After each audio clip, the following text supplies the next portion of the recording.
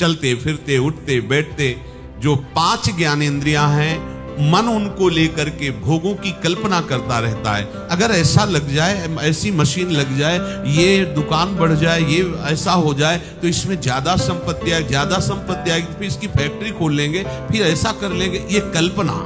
परसों हमने समोसा चटनी पाया था, अगर आज बने तो फिर बहुत स्वाद था, वैसे ही बनाओ। तृष्णा। अगर प्रभु की प्राप्ति की बात हो तो कहीं कोई भी किसी तरह की समस्या तुम्हें परास्त नहीं कर सकती। अगर आप शास्त्र सम्मत चलेंगे तो जितने लोकांतर के सुख आपके चरणों में लुटेंगे, जितनी सिद्धियां हैं वो सब आपके सामने हाथ जोड़े खड़ी रहेंगी। ये भगवत मार्ग है, तुम्हें हमारी कसम है। हे शरणागतो, तुम्हें हमारी कसम है, हमारी इस बात पर विश्वास कर लो। कल्पना, प्रायः सबके हृदय में विषयों की कल्पना होती रहती है। चलते फिरते उठते बैठते जो 5 ज्ञानेंद्रियां हैं, मन उनको लेकर के भोगों की कल्पना करता रहता है। कभी रसेंद्री की कल्पना, कभी श्रवणेंद्री के भोग की कल्पना, कभी जनेंद्री के भोग की कल्पना, ऐसे वो कल्पना में घूमता रहता है। साधु कल्पना नष्ट करता है, वो कल्पना में नहीं घूमता, वो भावना में विचरता है। साधु और संसारी पुरुष में अंतर है, संसारी पुरुष कल्पना में विचरता है। अगर ऐसा लग जाए, ऐसी मशीन लग जाए, ये दुकान बढ़ जाए, ये ऐसा हो जाए तो इसमें ज्यादा संपत्ति आएगी, फिर इसकी फैक्ट्री खोल लेंगे, फिर ऐसा कर लेंगे, ये कल्पना। ऐसा मकान बन जाए, यहां ऐसा, वो कल्पना में विचरता रहता है। साधु भावना में विचरता है, कल्पना में नहीं।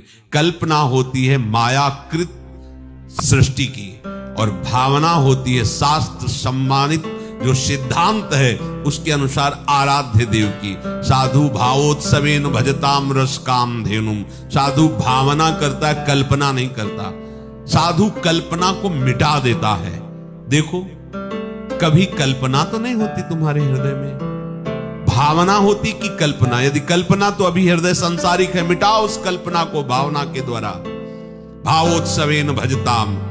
कभी ऐसा होगा क्या, किसी लाडली लाल कृपा करके हमारे नेत्रों के सामने आएंगे और हमें पुकारेंगे और कहेंगे तू मेरा है, देख आज से मैं तुझे अपनी सेवा में रखते। कभी ऐसा होगा?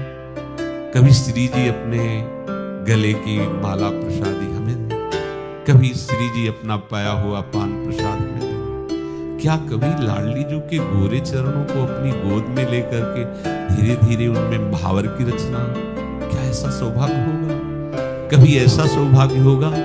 मैं प्रीतम को प्यारी जी से मिलाने के लिए उत्साह युक्त करके जा रही हूँ सेवा सामग्री पास।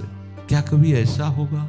वृंदावन में हम प्रेम उन्मत्त होकर, शरीर की कोई शुद्ध नहीं, लाडली लाल के प्रेम में विवश होकर, क्या कभी ऐसा होगा? यह है भावना। जो आराध्य देव के प्रति प्रतिपल ऐसा चिंतन हो उसे कहते भावना में। और वही भावना सिद्ध हो जाती है तो क्या सब हट जाता है। वो देखता है यही कर रहा है, वैसे ही सब प्रतिपल सेवा में मगन है। साधु कल्पना मिटाता है। अब आपको देखना है इनमें से कि आप क्या हो। खुद अपने हृदय में देखो, तभी कहते श्रवणेंद्री को मजबूत करो। जब आप अपने हृदय को देखोगे कि सारे दोस्त तो हम में ही हैं, तो अभिमान नहीं रह जाएगा। और अभिमान का गलित होना सारे सद्गुणों को प्रकाशित करना है। दैवी संपदा का बुलावा है, और अभिमान आ गया तो आई हुई दैवी संपदा भी अंतर ध्यान हो जाती है, आसुरी संपदा आ जाती है। साधु एक ही चीज मिटाता है, चाह। अगर चाह बनी हुई कुछ भी प्रभु के सिवा, तो ये साधुता का कलंक है। कोई भी चाह नहीं। चाह मिटी, चिंता मिटी, मनुआ बेपरवाह। जाही न चाही कबहु कछु न चाही, ये हमारी सिद्धि है। परमार्थ के पथिक की ये सिद्धि है, न चाही। और यहां गुरु न चाही, सिद्धांत न चाही, प्रभु न चाही, पर ये चाही।